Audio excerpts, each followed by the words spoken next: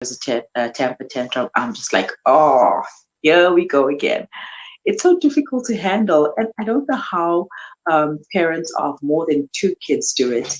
And coupled with that, I have toilet training, potty training to do. So it's quite challenging being a mom to a toddler, especially between the ages of 1 to 3. Very challenging stuff. If there are any moms out there who know how to handle temper tantrums, please assist moms like me.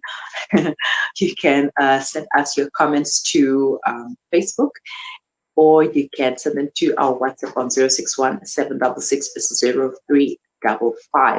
and let us know how you handle temper tantrums with your child, if you handle them. I know one tip they say is to try and avoid, or rather to handle the situation before it happens. Like you need to anticipate the temper tantrum and deal with it before it gets worse. I don't know how to do that. I mean, my child will just be fine for a moment, and the next thing she's like, yeah. And I'm like, child, and then I don't know what happened to you. How did you go from being ha to ha? And it's so weird. And I know we were also kids, we were also toddlers, and we also threw tantrums, and our parents also did not know how to handle us. But now that we are parents, and we have to deal with temper tantrums now, and it's something new for me. It's not something that I'm used to. But we're just waiting for Celeste to join me in a moment, and we'll be chatting to her. She will be able to give us professional advice. I'm not a pro. I'm just a stuck parent who also needs advice on how to handle my temper tantrum. Nazia Akuji says, stand your ground, especially with the 2 to 3 year olds, because they understand. All right, Nazia, thank you for that comment. I will try my best. My baby's almost 2. In fact, she will be 2 in a month's time, on the 28th of May, inshallah, God willing. So I will try that. I'll try and stand my ground. What else should I do? If you have any other tips for me, do send them to our Facebook, and alternatively, you can also send us your messages on WhatsApp to 061 766 They usually want things their way. That's when they start the tantrums. That's true. That's true. I'm learning that, and I'm learning the hard way, because when she wants something, she really wants something, and I have to give it to her because she's not going to stop. But I sometimes find myself as being a tough parent, because when she wants something, I don't want to give in to what she wants. Like if it's my phone, or if it's my work, I'm working from home. So I kind of had to lock her outside of the room. So when she wants something, and then I try to stand my ground. I don't know if I'm doing it correctly, but I'm just like, no, not my phone. You can have your toy phone instead. But yeah, these kids of today are way more advanced. They know that these toy phones don't do anything. They don't do any justice. They cannot take any pictures, and they cannot make calls to their sisters and cousins and whomever. So yes, I'm still waiting for Celeste to join me. She will be joining me in a few minutes. So we are talking temper tantrums on the Marimakwanda show today. If you have a toddler, give us some tips on how you handle those temper tantrums. Leave your comments in the comment section below, or you can send them to us on our WhatsApp. The number there is 061 766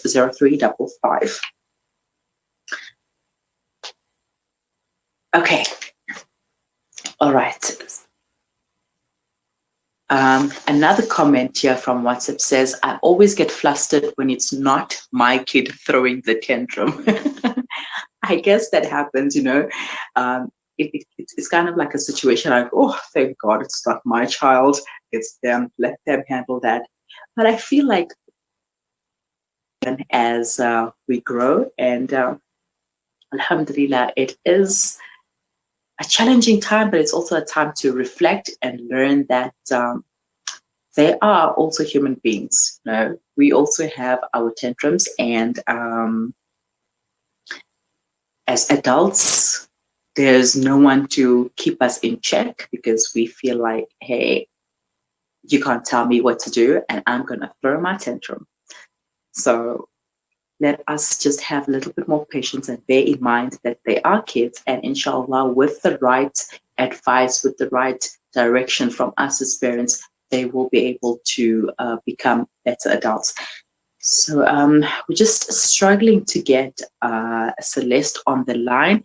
Like I said, these apps are just, they keep us flustered as well. So today. Thanks for having me. Gotta love technology. Gotta love it and hate it. Yes. You'll always fight a losing battle with technology. But anyways, temper tantrums. I was just rambling and going on and on and on about temper tantrums. I mean, I have a toddler who's going to be 2 next month, and I don't think winning. I don't know how to handle temper tantrums. First of all, why do kids have tantrums? Well, firstly, it starts out developmentally normal, where they are asserting their right to have a mind of their own, because for the first year, they feel like they are actually part of their mother and that you are one unit, which is why if you're feeling anxious, baby feels anxious. If you're having a great day, baby has a great day. But then they start to get this sense of independence and actually I'm my own being, and that means I want my own way. So that's one of the things that starts it. Another thing that starts it is, I'm sure you found with your toddler, especially around a year old in the beginning, around her first birthday, that she could understand what you were saying, but you couldn't understand what she was saying. And that can make her so frustrated. So she's trying to tell you something, but it's coming out as and you're going, oh, what now? So that can cause frustration for her. So that's how it starts. But if we don't help her to be able to communicate effectively, put in alternative behaviors, give consequences for the behaviors we don't want, and reward the behaviors that we do, then tantrums just keep going, and it's no longer for the same reason that they started with. Wow. So at what age do temper tantrums start with toddlers? So it can start anywhere between 10 months and 18 months.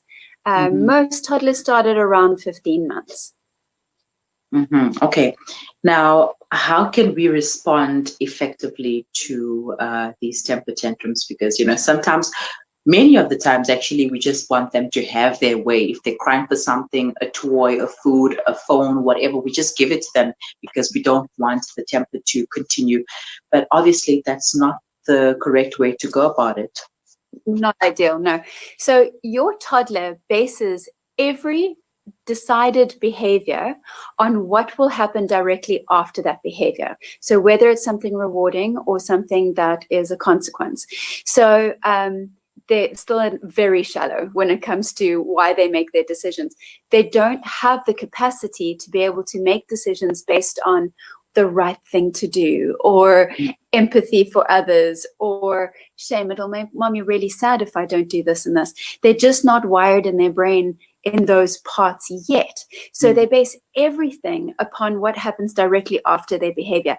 So if I flick myself on the floor and kick and scream, and that gets me the toy that I wanted, that's what I need to do next time. So it's a learned behavior then, which means that you're actually going to cause the tantrums to happen more often.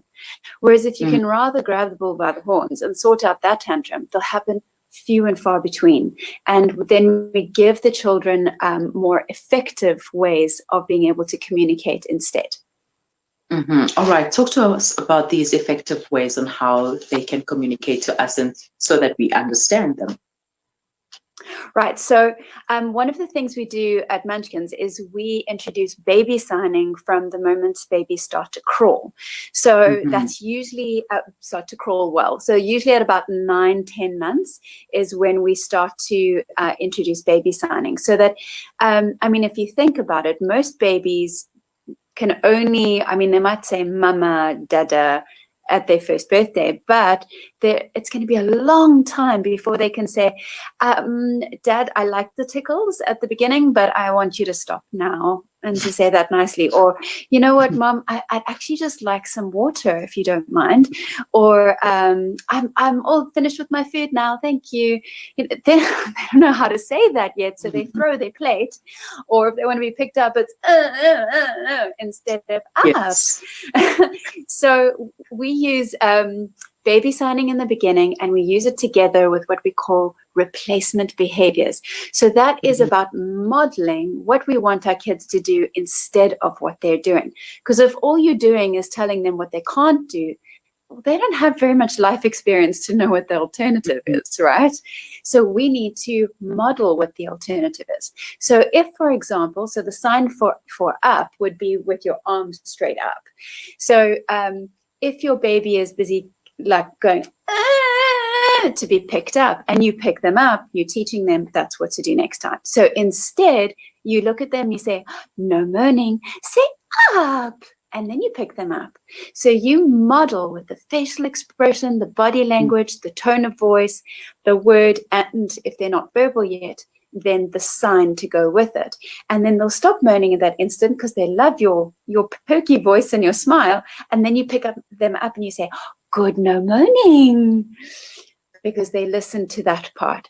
And that'll make them inspired to actually try this communicating with a smile thing. It looks pretty fun. And I get what I want when I don't moan. Whereas if they get what they want when they do moan, then they're going to moan because that's what works. And then it just escalates into crying and screaming and drama. Also, as they get a bit bigger, we start putting in consequences. So one of the types of consequences that Munchkins uses is time out. But now there are I kid you not, there are 5 different types of timeouts. So I can't explain to you exactly how we do timeout at this stage because we need to tailor make it to your child and your family situation.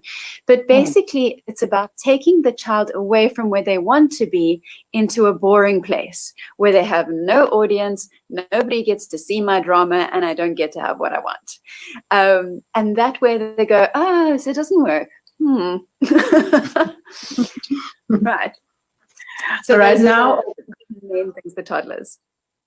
All right, thank you. Now, what about standing your ground as a parent? And sometimes we are in those situations whereby we just want to be, we just shout at them, and we're like, "No, you can't have my phone. Just leave me alone. And go throw your temper tantrums somewhere else."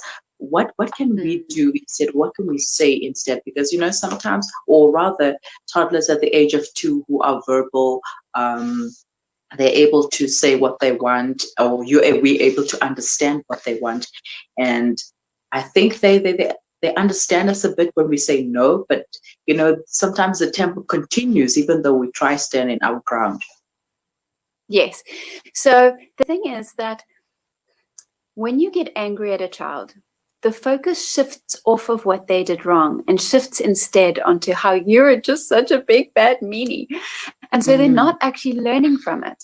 And when you shout at a child, they're going to react in one of 3 ways. Either they will shut down and withdraw and go into sort of screensaver mode, which means that they're not listening anyway. Or they'll lash out. So they'll shout back at you or throw something or hit their sibling or hurt the dog or whatever. Or the third way, which toddlers don't really do, it's more a little bit later on, is to use humor to deflect. So they'll say something sarcastic or laugh it off or whatever. But it's no matter which way they deal with it, it still hurts. So it's still just a protective mechanism. So we don't want shouting or anger to ever be part of the equation. Now, I rarely find that parents will shout or get angry at their very first instruction. So if you're busy with your phone, the child's trying to touch it, you don't go straight to stop it. The first time is usually, oh, no, baby, don't touch that. And then they carry on, you say, stop doing that. And you stop it, just leave the phone alone. So the thing is, the more you repeat your instruction, the more you get angry. But also, if you tend to repeat your instruction, you're actually training your child to ignore you because you'll probably give up anyway. And if you don't, then I only really need to start paying attention when you've said it about 4 or 5 times. Your voice is at this decibel and that vein starts popping out your forehead. And until then, I'm just going to ignore you. So repeating your instruction is not a good idea. Mm-hmm. And so what we do at Munchkins is we give the instruction once only with a smile on your face, nice and friendly. No, baby, don't touch. And then you pause. And if they listen, you praise them. Oh, good listening. And if they don't, you give one warning. You're not listening. I said, don't touch. Can you see it's not shouting, but it's serious? Yeah. And if they then pull their hand away because it's looking at it like it's made of poison, then you praise. Oh, yay, good listening. Oh, look at that, and distract them. But if they don't, then we follow on with the consequence. Oh dear, you didn't listen. Now we have to do timeout. But you're calm through it. You're never angry. Because like I said, if you're angry, now they just focus on how you're so nasty rather than on, you know what, I actually shouldn't have done that. Yeah, I guess we also need time out as adults.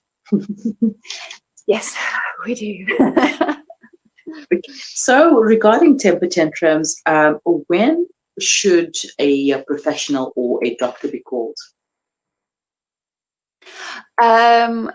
Do you mean thinking that there might be signs of something that's abnormal? Yes. Okay, so I'm assuming you would mean signs of autism. So every child tantrums. That is completely normal. When it comes to autism, there is so much more to it. There will be no eye contact. There will be no physical affection unless it is initiated by the child. Anything initiated by you could cause a tantrum. There'll be repetitive behavior. There will be a serious speech delay. Sometimes no speaking till they're 3 or 4 years old.